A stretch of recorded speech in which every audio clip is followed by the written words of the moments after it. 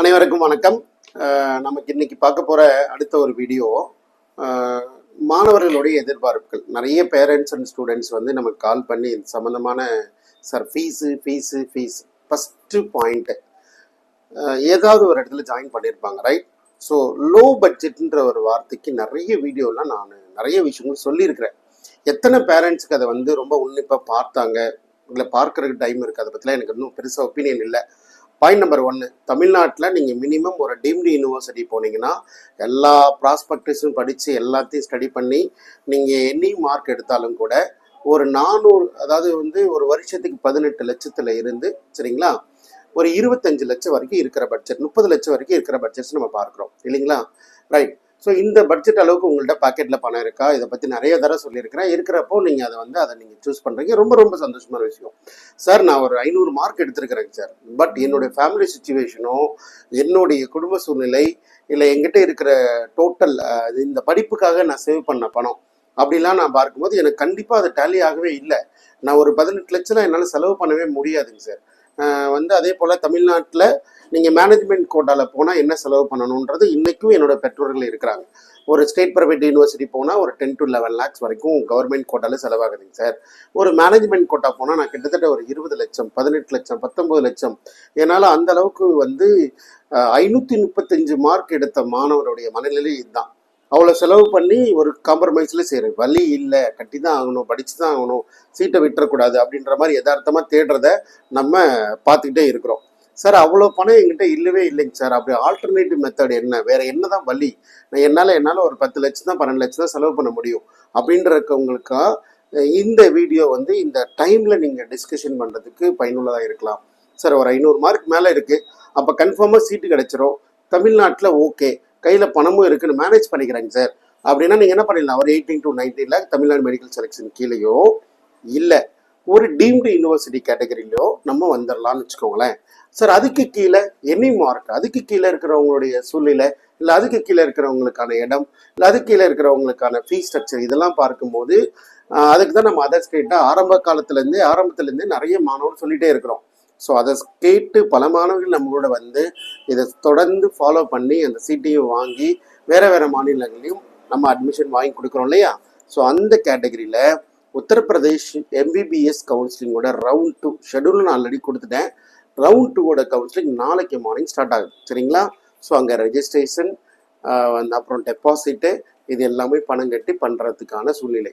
So இன்றைக்கி நான் எதுக்காக அதை ரிமைண்ட் பண்ணுறேன் அப்படின்னா, எந்த ஒரு சூழ்நிலையும் உங்களுக்கு பணம்ன்றது பெரிய பிரச்சனையாக இருக்குது, லோ பட்ஜெட்டில் ஒரு ஃபீஸ் வேணும் அப்படின்ற காம்படிஷனில் இருக்கிறீங்க, உங்களோட மார்க்கும் ஒரு 400, 450, 500 ரேஞ்சில் இருக்குது அப்படின்னா கண்டிப்பாக ஒரு ஆல்டர்னேட்டிவ் ஆப்ஷன்னா நான் கொடுக்குறது உத்தரப்பிரதேஷாக இருக்கலாம்.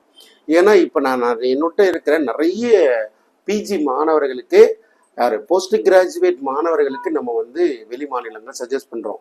ஏன்னா இங்கே இருக்கிற டீம்டு யூனிவர்சிட்டியோட ஃபீஸ் ஸ்ட்ரக்சர்லாம் பெர் இயர் 50 lakh, 40 lakh அந்த மாதிரிலாம் இருக்கிற பட்சத்தில் நம்ம வெறும் 20 lakhsலாம் வாங்கி கொடுக்குற மாதிரிலாம் இருக்கிறோம். ஸோ அந்த மாதிரிலாம் நம்ம நிறைய பெற்றோர்கள் வந்து நம்மளை பார்க்கறதுனால நான் உங்களுக்கு கொடுக்குற அட்வைஸ் தான், ஆல்வேஸ் ஃபினான்ஷியல் ட்ரபிள் ரொம்ப ஃபேஸ் பண்ணாதீங்க. ஃபஸ்ட்டு வருஷம் கட்டண உடனே போட்டு பர்சனல் லோன் வாங்கி எல்லாத்தையும் பண்ணி முடிச்சிருவோம், செகண்ட் இயர்லேருந்து என்ன பண்ணுவோன்னு தெரியாது. அந்த மாதிரிலாம் எத்தனையோ பெற்றோர்கள் நான் பார்த்துட்டேன். So just you can analyse your funding position, அந்த ஃபண்டோடைய ப்ராசஸ் ஃப்ளோ. நெக்ஸ்ட் இயர் இதே நிலையில் இருக்கிறீங்க, 3வது வருஷம் இந்த பணத்தை கட்டுறதுக்கான சூழ்நிலை வரும்போது எப்படி ஃபேஸ் பண்ண போகிறீங்க, அதுக்கான பிளான்ல அப்படின்லாம் யோசிச்சு என்னால் ஒரு வருஷத்துக்கு ஒரு 14 லட்சம், சரிங்களா, ஒரு வருஷத்துக்கு 14 லட்சம் நான் கையிலே பணம் வச்சுருக்கிறேன், எவ்ரி இயரும் அந்த 14 லட்சம் நான் வந்து மேனேஜ் பண்ணிவிடுவேன் அப்படின்ற மாதிரி எதிர்பார்ப்பில் இருக்கிறவங்க கண்டிப்பாக உத்தரப்பிரதேஷோட ஸ்டேட் ப்ரைவேட் கவுன்சிலிங், ஸ்டேட் கவர்மெண்ட்டோடைய கவுன்சிலிங் நம்ம பார்ட்டிசிபேட் பண்ணலாம். தாராளமாக அதை பற்றி தேவைப்படுறவங்க தொடர்பு கொண்டு இதை பயன்படுத்தி சீட்டை வாங்குவதற்கான ஒரு ஏற்பாடுகளை செய்து கொடுக்குறோம், சரிங்களா. நாம் அதையே எல்லாமே நம்மளே அப்ளை பண்ணி அதுக்கான ஸ்டெப்ஸ் எல்லாமே எடுத்து அலாட்மெண்ட்டையும் வாங்கி கொடுத்துட்றோம். நம்ம ஃபஸ்ட் ரவுண்ட்லேயே கிட்டத்தட்ட நிறைய மாணவர்கள் போய் ஜாயின் பண்ணாங்க. செகண்ட் ரவுண்டில் அவங்களுக்கு எல்லாத்தையும் ரீஅலாட்மெண்ட்டும் பிளான் பண்ணுறோம். கல்லூரியுடைய எல்லா தகவலும் நம்ம கையில் எடுத்து வச்சுருக்கிறோம், யாரும் மிஸ் பண்ணாதீங்க. இன்னமும் ஒரு 12 லட்சம், 13 லட்சம், 14 லட்சத்துக்கு நம்ம கிடைக்காம ஒன்றுமே இல்லை. 7 வருடத்துக்கு முன்னாடி நீட் எக்ஸாம் இன்ட்ரடியூஸ் ஆகிறதுக்கு முன்னாடி தமிழ் மாணவர்கள் அவ்வளோ பேர் அங்கே இருந்தாங்க. ஏன்னா அப்போலாம் ஒன்லி ஃபண்டிங் பொசிஷன் தான், கையில் பணம் தான் அங்கே படிக்கலாம், அப்படி தான் இருந்தது. டொனேஷன் கட்ட, ஏன்னா இங்கே விட அங்கே கம்மி. இப்போது நீட் இன்ட்ரடியூஸ் ஆன பிறகு யாரும் பெருசாக போகலை. நாம் என்கரேஜ் பண்ணுறோம். இங்கே நான் 20 லட்சம் கட்டுறதுக்கு ஏன் நான் 12 13 லட்சம் கட்டி நாங்கள் படிச்சுக்க போகிறேன்? 13 லட்சம் தமிழ்நாட்டில் ஒன்று படிக்க முடியும்னா இன்றைக்கி ஒன்றுமே இல்லை. ஸ்டூடெண்ட்டு இங்கே இருக்கிற எல்லா மாணவர்களுமே 1 லட்சம் குறைந்தால் 1000 மாணவர்கள் ரெடியாக இருக்கிறாங்க. 2 லட்சம் குறைந்தால் 2000 மாணவர்கள் ரெடியாக இருக்கிறாங்க. 5 லட்சம் குறைந்தால் கிட்டத்தட்ட 20,000 மாணவர்கள் ரெடியாக வந்து அந்த சீட்டை வாங்கிக்கிறதுக்கு ஒரு டீம்டு யூனிவர்சிட்டியில் ரெடியாக இருக்கிறாங்க. இதுதான் யதார்த்தம். அப்படி இருக்கும்போது இங்கே படிப்பதற்காக அவ்வளோ தூரம் போகலாம்.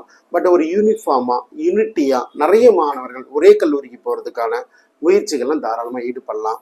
ஸோ நான் இந்த டைமில் கொண்டு வந்திருக்கான இன்ஃபர்மேஷன் இன்றைக்கே இந்த வீடியோ உங்களுக்கு வந்துடும் நினைக்கிறேன்.